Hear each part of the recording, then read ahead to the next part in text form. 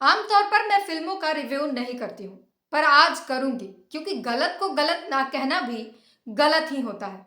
नमस्कार, मेरा नाम है ब्यूटी की। बीते 17 जनवरी को कंगना की फिल्म इमरजेंसी सिनेमा घरों में लग चुकी है, लेकिन पंजाब की बात करें तो पंजाब में सिनेमा घरों में ये फिल्म चल ही नहीं पा रही है, दिखाई नहीं जा रही है, क्योंकि एसजीपीसी इसको लेकर जोरदार विरोध कर रही है और ये कहते हुए विरोध कर रही है कि भिंडरावाले के कैरेक्टर को गलत दिखाया गया है। कंगना सिखों को बदनाम करने का काम कर रही है। इतना ही नहीं, कंगना पर अभद्र टिप्पणी भी की गई, उन्हें पागल तक कह दिया गया। तो मेरा इन सभी से एक सवाल है कि जो लोग भी ये विरोध कर रहे हैं उनसे ये सवाल है कि आप सब में से कितने लोगों ने ये फिल्म देखी है, और अगर नहीं देखी है तो फिर आपको कैसे पता कि कंगना सिखों को बदनाम कर रही है? भिंडरावाले को उन्होंने अच्छे दिखाया है या बुरा दिखाया है, आपको कैसे पता चला? और शर्म नहीं आती विरोध करते हुए? कहाँ ये फिल्म सितंबर में आने वाली थी और कहाँ ये जनवरी में आई है, वो भी इतने सारे कट्स लगने के बाद, इतने सारे सीन डिलीट कर देने के बाद ये फिल्म आई, और बावजूद फिर इसके बाद प्रदर्शन हो रहे हैं।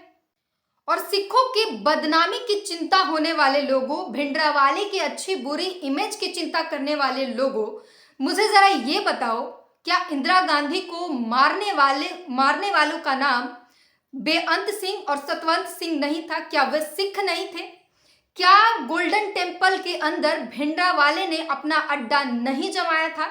क्या वहां देश विरोधी गतिविधियां नहीं हो रही थी? अगर हो रही थी तो फिर सत्य पर संशय कैसा? और इतने के बाद भी जिनको लगता है कि ऑपरेशन ब्लू स्टार एक गलत कदम था इंदिरा गांधी द्वारा उठाए हुए, या भिंडरावाला बहुत अच्छा था, उनके लिए एक सजेशन है कि ये किताब पढ़िए। किताब पढ़िए और अपनी नॉलेज खुद इकट्ठा कीजिए, दूसरों से इन्फ्लुएंस होकर भेड़ चाल में मत चलिए। किताब का नाम है ऑपरेशन ब्लू स्टार का सच, और लिखने वाले ना कोई नेता है ना किसी धार्मिक संगठन के संचालक हैं।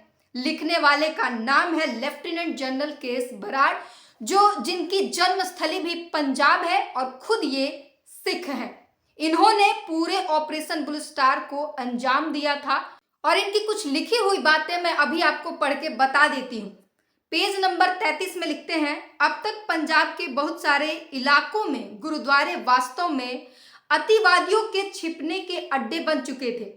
इन स्थानों पर पवित्रता नाम की कोई चीज नहीं रह गई थी, क्योंकि जो अपमान तथा खून खराबा खुलेआम किए जा रहा था उसकी योजना यहीं अंदर बैठकर की जाती थी। बेगुनाह हिंदुओं को मारने पीटने तथा उनके साथ सिखों को भी खत्म कर दिया जाता था, जो भिंडरावाले का विरोध किया करते थे।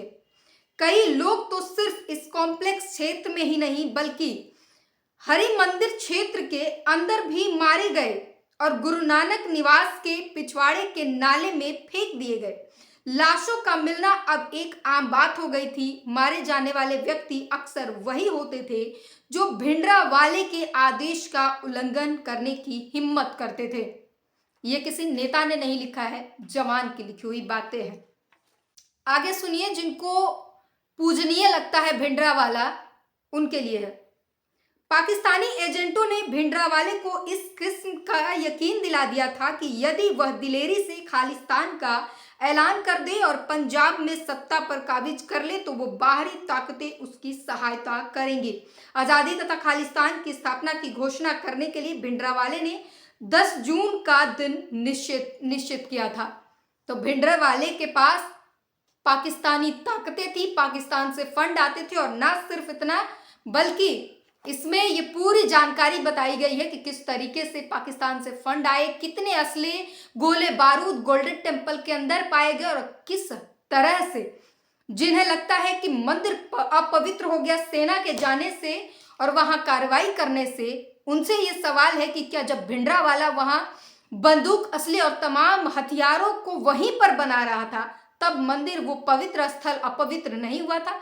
जब उसी मंदिर के अंदर लोगों को मारा जा रहा था तब वो मंदिर अपवित्र नहीं हुआ था, और सेना ने जाकर उसे खाली करा दिया, जहां देश विरोधी गतिविधियां हो रही थी उससे खत्म कर दिया, तो वो मंदिर अपवित्र हो गया।